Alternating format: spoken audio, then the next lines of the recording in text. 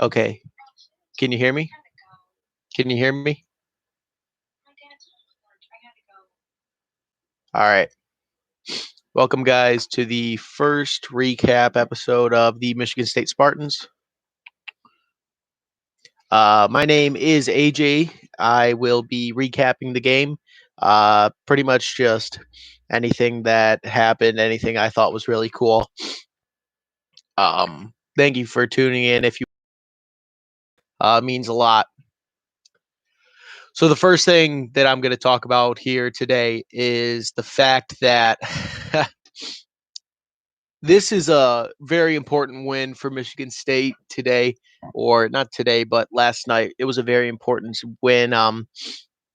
It was really good for the boys to go out there and get a win, seeing how we have to play Michigan back-to-back games now due to the scheduling.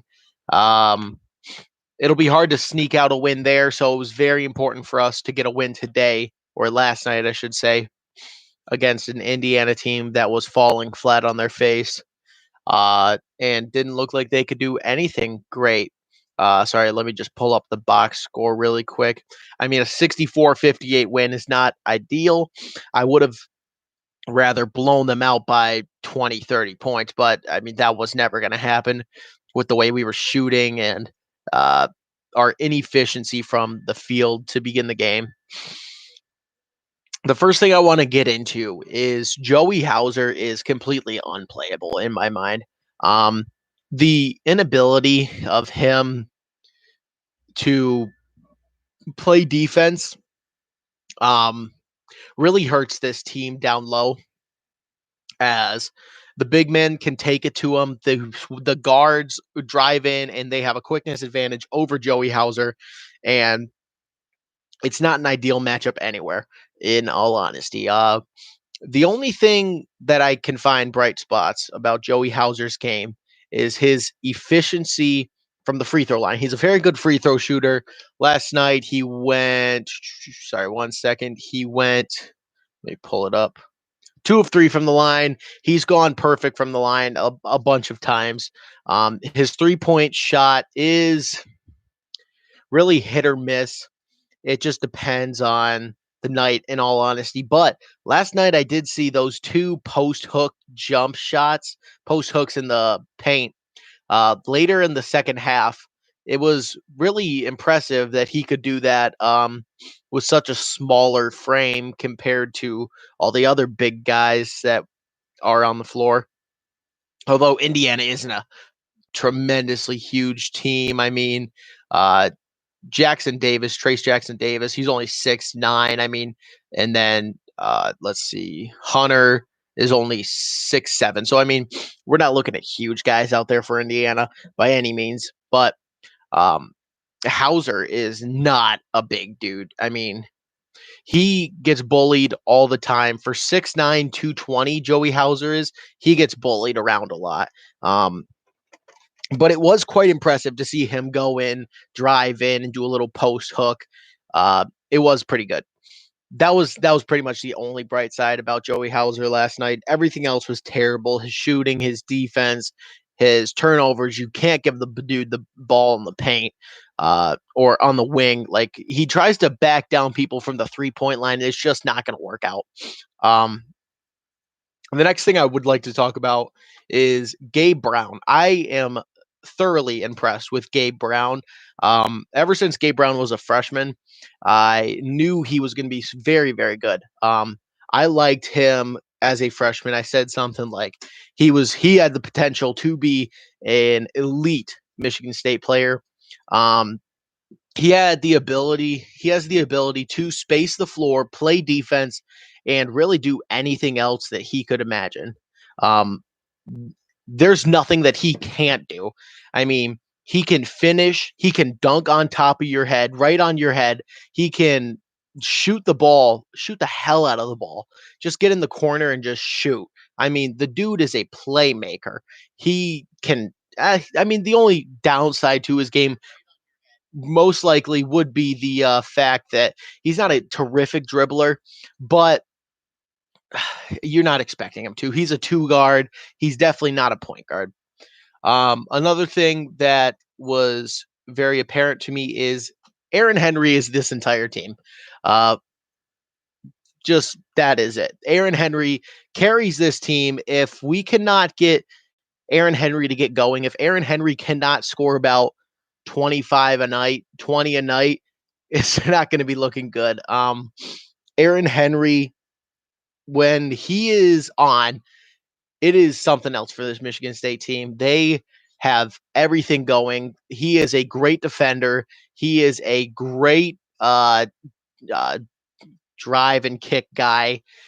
He has good vision. He's a pretty good dribbler. He has good ball handling, and he has pretty good court awareness. He knows where to throw the ball, and he most definitely is our best player. That is the end of the discussion. He needs to be on every single night, which is terrible. It's a lot like how it was a couple years ago, 2 years ago with Cassius, when Aaron Henry and Gabe Brown were freshmen, and nobody else wanted to help with the ball.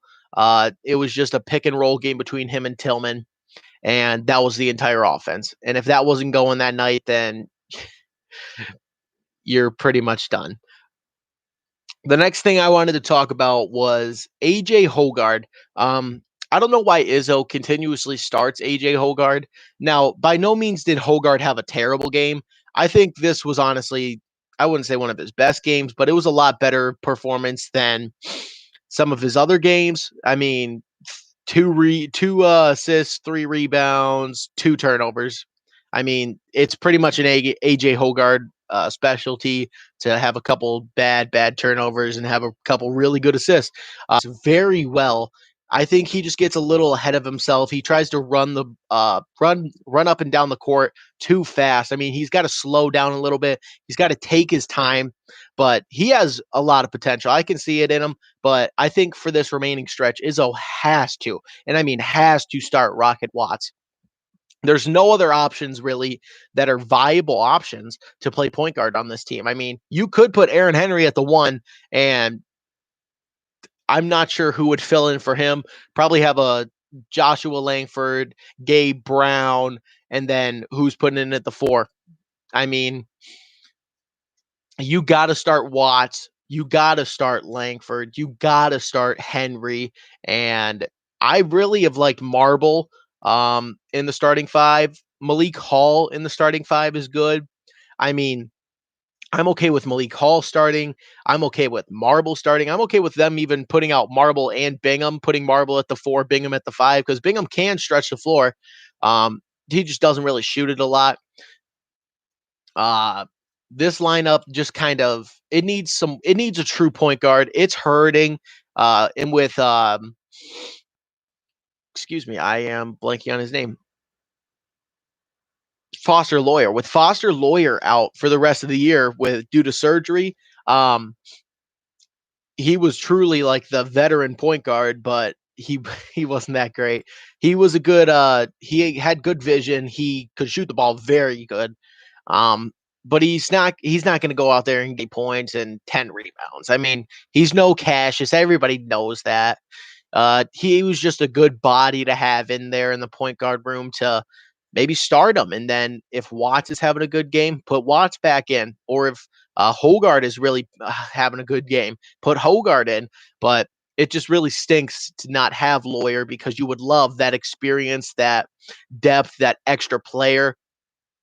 All right. The next thing I would love to talk about is the worst Michigan State team in terms of rebounding. Hold on. It says my connection is unstable. All right, we're back. I think we're good. This is definitely the worst rebounding Michigan State team ever. I have never, ever in my life seen such terrible rebounding, like such low effort on the defensive board. It's not even about effort. It's just they are getting pushed around. When you put out Joey Hauser or Kithier, I mean, if you put them out at the same time, it's pretty much over. You're giving up offensive rebounds all day. I am actually quite surprised that Trace Jackson Davis only scored, 9 points, and had 7 of them come from the free throw line. With as many offensive rebounds, I mean, he had 5 offensive rebounds, and the whole team had 10. So I don't remember the last time I have seen like such a poor offensive or such a poor defensive rebounding team. I do believe we rank pretty low in the Big Ten for defensive rebounds. I believe we're 11th or 10th. In terms of defensive rebounds in the whole Big Ten, which is very un Michigan State like. All you hear people talk about is the rebounding and the aggression that Michigan State plays with, but it's just not there this year. I'm not sure why. I'm not sure if we don't have the bodies. I mean, losing Tillman was huge. I mean, he was a tremendous rebounder, tremendous defensive player, and but losing one player shouldn't change the mindset to rebound the ball. Another thing that really speaks out is the free throw shooting.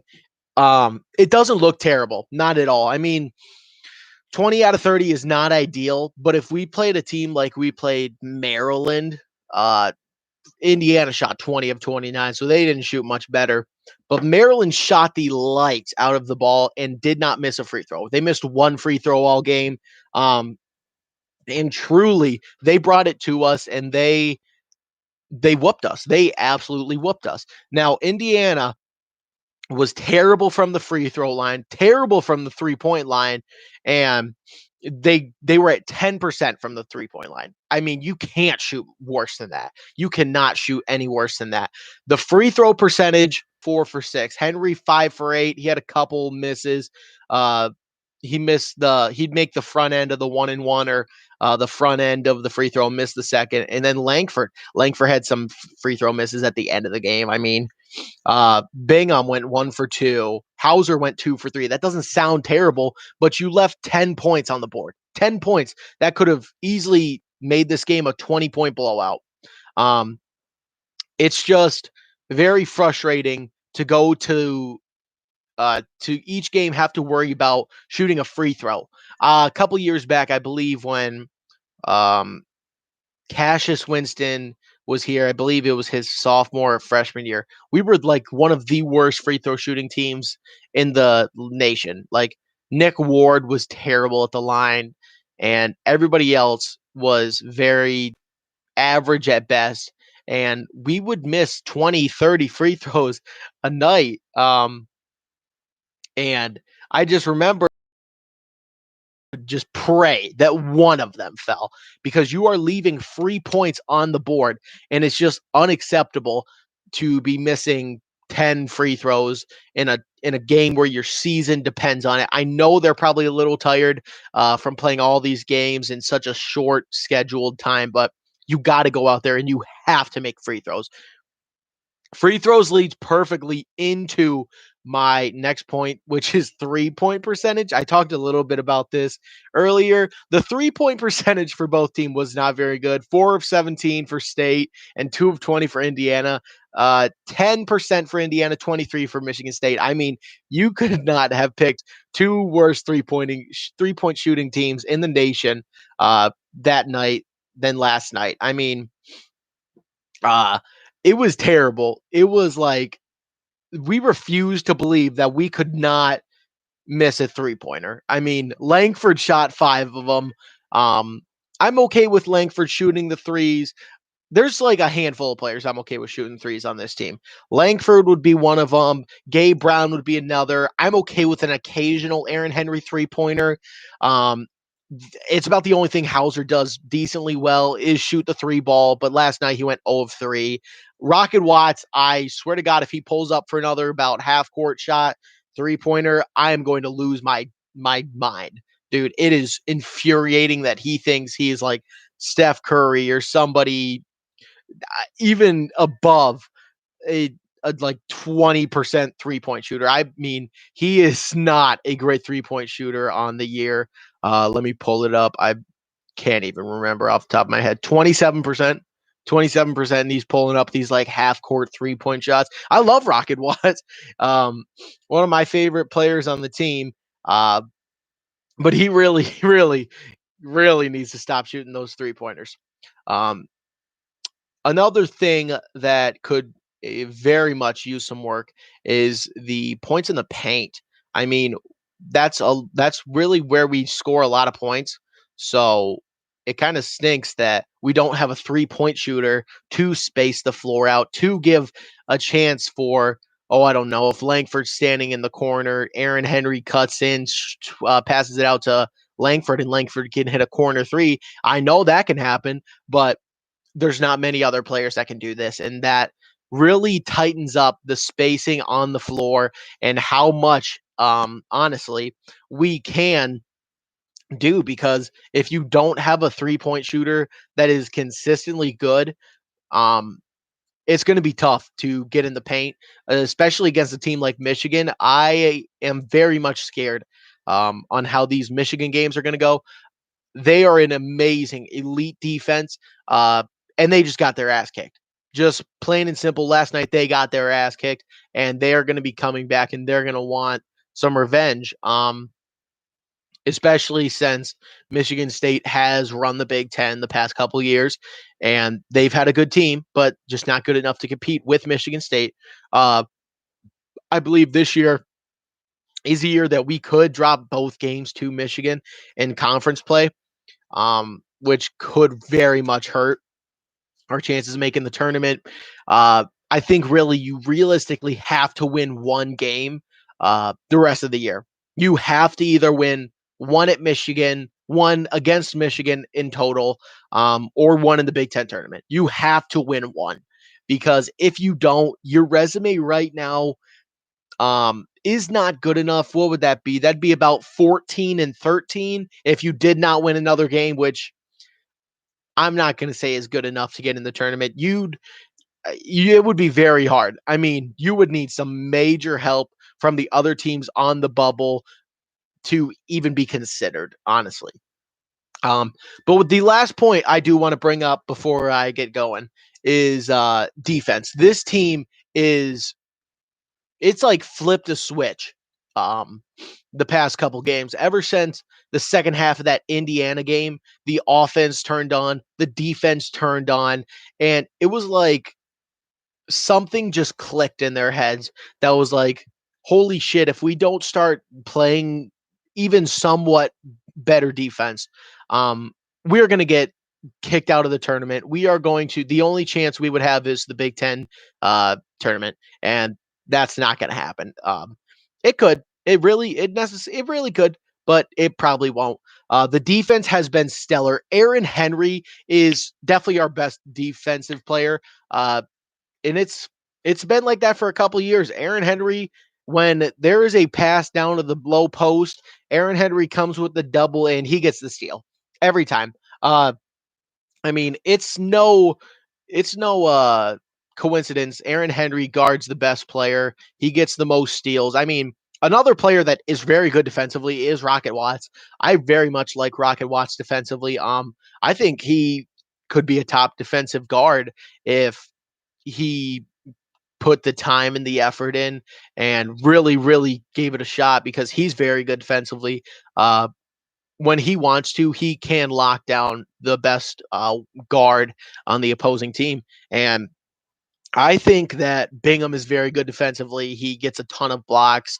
I think that Julius Marble is very, very good defensively. He is very good in that low block. He's a very good big man. He knows how to get the post ups and he knows how to defend them. On him against Cockburn. You don't want him against you know, um, you don't want him against the top tier centers like seven. You don't want anybody higher than 6'11 for Kithier to go against.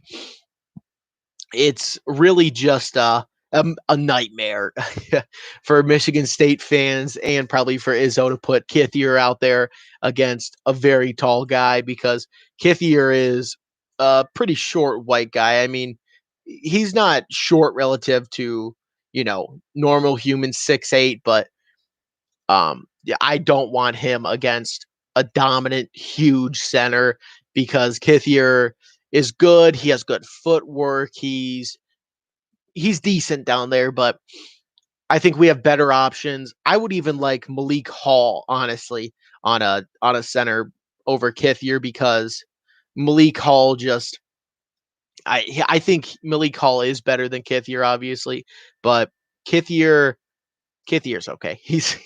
He's just okay. At the end of the night, you're not going to wake up and be scared of Thomas Kithier. But you could be scared of Marcus Bingham and Julius Marble. Those guys are some serious forces down there.